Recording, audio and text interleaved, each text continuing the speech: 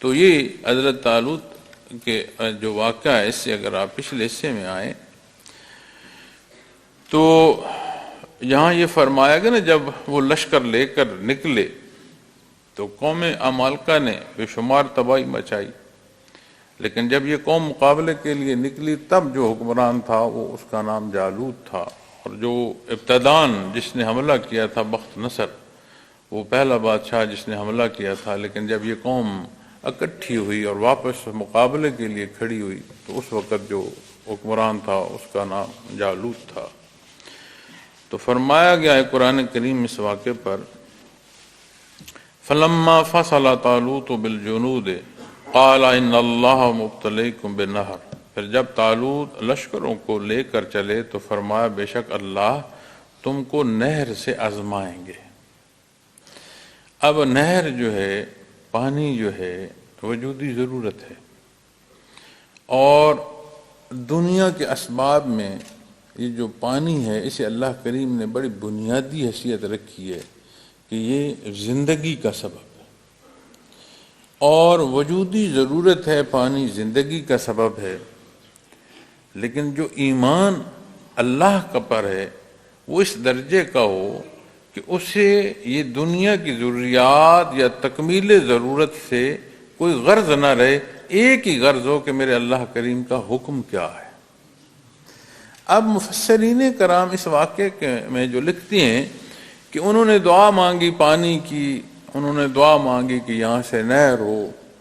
وہاں پہلے نہر تھی، تو مختلف پہلو بیان فرمائے گئے، لیکن جو بات بنیادی ہے ان کا مانگنا یا ان کا چاہنا بنیادی بات نہیں ہے، بنیادی بات ہے اللہ کا حکم کیا ہے۔ اب یہ بھی پہلو ہو سکتا ہے کہ بے شمار مخلوق جمع ہو گئی، اسی مخلوق میں وہ لوگ بھی تھے جو حضرت طالوت پر معترض تھے کہ یہ ہم جیسے تو ہیں نہیں، صاحب حیثیت بھی نہیں ہے، خاندان میں بھی کوئی ایسی روایت نہیں ہے کہ حکمران ہو، تو آپ انہیں ہم پر بادشاہ کیوں مقرر کرتے ہیں۔ اب وہ جو متذبذب یا مخالف کیفیت کے حامل لوگ ہیں، میدان کارزار میں جائیں گے تو عین موقع پر دھوکہ بھی دے سکتے ہیں۔ تو اس حکم سے جہاں آزمائش ہے وہاں ایک چھاننا بھی لگ رہا ہے کہ جہاں کیفیت درست نہیں ہے وہ بیچ میں سے لوگ ہٹتے چلے جا رہے ہیں، اور جو بچتے چلے جا رہے ہیں، بچ رہا ہے مجمع، وہ خالص ہوتا چلا جا رہا ہے۔ چونکہ جب بھٹی پر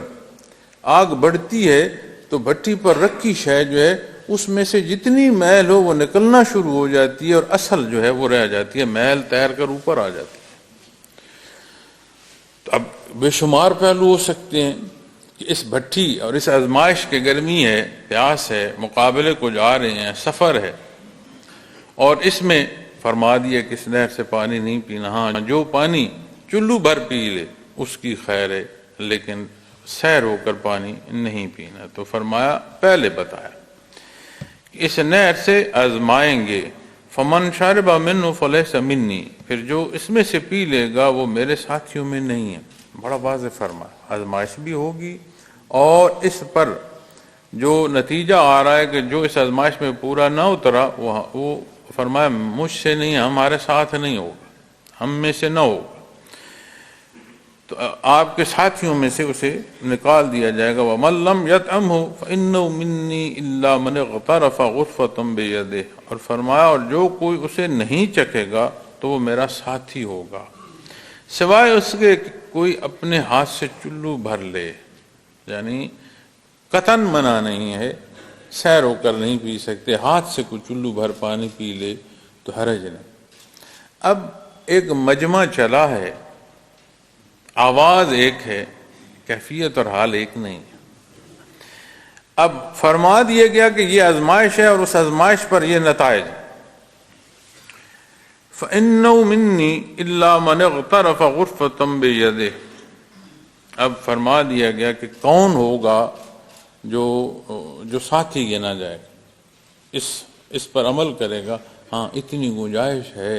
کہ کوئی چلو بھر پانی پی لے ہاتھ سے، تو کیا پھر واقعہ کیا پیش آیا، فَشَارِبُوا مِنْهُ إِلَّا قَلِيلًا مِّنْهُمْ، پھر ان میں سے سوائے تھوڑے لوگوں کے سب نے اس سے پی لیا۔ مفسرین کرام فرماتے ہیں کہ جنہوں نے حکم عدولی کی وہ پانی پیتے جا رہے ہیں، پیاس بڑھتی جا رہی ہے، پانی پیتے جا رہے ہیں، پیاس بڑھتی جا رہی ہے۔ اور اتنا پانی پیا کہ ان کے جو ہے پیٹ پھول گئے، وہ تو چلنے قابل نہ رہے، لیکن پیاس ہے کہ بجھ نہیں رہی۔ جنہوں نے ہاتھ پہ لے کر پانی پیا، مفسرین کرام لکھتے ہیں کہ وہ ایک ہاتھ کا پانی جو ہے اس نے ان کی پیاس بجھا دی۔ دیکھو نا، مالک کو چھوڑا، اس کا حکم چھوڑا، مسبب الاسباب ہے، سبب پر آ کر بیٹھے، تو اس سبب کا سبب ہونا بھی تو اس کے دست قدرت میں ہے۔ پانی پیاس بجھانے کو اس نے بنایا، یہ وصف پانی کو بھی تو اسی نے دیا ہے۔ وہ یہ وصف لے تو پانی پیاس نہیں بجھا سکتا، چونکہ پانی کا وصف ذاتی نہیں ہے، اللہ کی عطا۔ تو اسی طرح جسے حکم دیا جا رہا ہے اس کی حیات یا وجود بھی ذاتی نہیں ہے، وہ بھی اللہ کی مخلوق ہے۔ تو جب یہ کیفیت نصیب ہو کہ جو کچھ ہے میں ہوں یا گرد و پیش ہے سب اللہ کا ہے، اس کیفیت کی ابتدا یہ کہاں پہنچاتی ہے؟ ربنا، اے ہمارے رب، اور رب تو ہر ایک کا ہے۔ جو انکار یا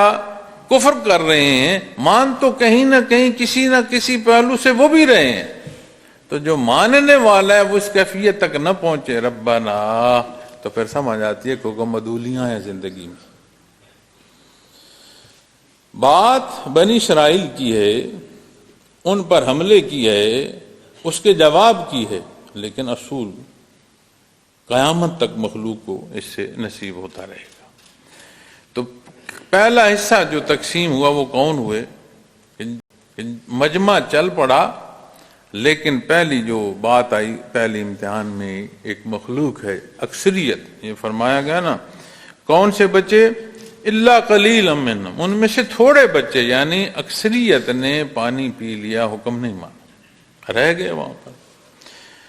پھر اگلا حصہ بیان فرمایا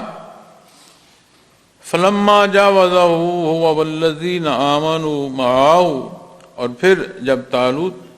حضرت طالوت کے ساتھ جو بچے اور ایمان والے لوگ جو ان کے ساتھ تھے اس کے پار اترے، یعنی جو پانی پیا وہاں ایک حصہ تقسیم ہو گیا، رہ گئے۔ جنہوں نے نہیں پیا یا ہاتھ سے لے کر پیا یعنی تعمیل حکم کی، وہ پھر اس نہر میں اترے اور پار پہنچے، چونکہ میدان پار تھا، مقابلہ پار ہونا تھا۔ اب جب پار پہنچے تو پھر دوسرا معاملہ پیش آیا، قالوا لا طاقت لنا اليوم بجالوت وجنودہ، آج تو ہم تھک ہار گئے ہیں، بڑا سفر ہو گیا ہے،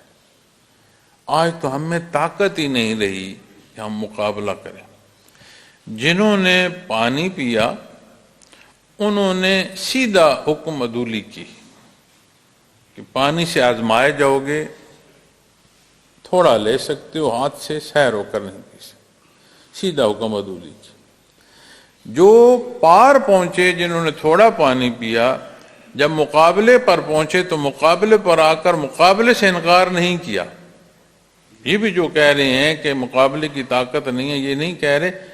آج نہیں لڑ سکتے، کلی طور پر انکار نہیں کر رہے لڑنے سے، لیکن اقرار نہیں کر رہے، تو گئے تو مقابلے کے لیے ہیں۔ اور دشمن سفارا ہے، وہ کہے گا کہ آپ آرام کر لیں، تھکے ہارے آئے ہیں، آپ اپنی طاقت بحال کر لیں، اپنا اسلحہ لحظ کر لیں، پھر آ کر لڑ لیتے ہیں۔ تو کبھی ایسا تو میدان میں نہیں ہوتا، لیکن کلی انکار نہیں کر رہے۔ اب وہاں اس لشکر کی ہیبت ہے، تعداد کا اثر ہے، ان کے اسلحہ جو جس طرح وہ لیس ہیں اس کا اثر ہے، بے شمار پہلو ہیں۔ پھر کتنی مخلوق ہے جو راستے میں رہ گئی، بندہ ایک دوسرے کا آسرا ہوتا ہے کہ ہاں بھائی اتنے لوگ ساتھ ہیں، اکٹھے ہوں گے، دیکھا جائے گا جو ہوگا۔ جب تعداد کم ہونا شروع ہو جائے تو بھی ایک حوصلہ ٹوٹنا شروع ہو جاتا ہے کہ ہم تو کمزور ہو گئے، پہلے کمزور تھے، عددی طور پر اور کمزور ہو گئے، تو کیسے لڑیں گے؟ لیکن کلی انکار نہیں کر رہے، میدان تک پہنچ گئے اور کہہ رہے ہیں کہ کچھ سبب دیکھ رہے ہیں۔ تو کیا کہہ رہے ہیں کہ اس پار اترے تو کہنے لگے لا طاقت لنا اليوم بجالوت وجنودہ، آج ہم میں یہ طاقت نہیں ہے کہ اس لشکر کے ساتھ لڑ سکیں۔ اب دوسرا حصہ تقسیم ہو گیا، پھر تیسرا حصہ یہاں بیان فرمایا گیا۔ قال الذین یظنون انہم ملاقو اللہ، اب تیسرا حصہ فرمایا جو اللہ سے ملاقات پر یقین رکھتے تھے، جو اللہ پر ملاقات کا یقین رکھتے تھے، انہوں نے کہا کم من فئۃ قلیلۃ غلبت فئۃ کثیرۃ باذن اللہ،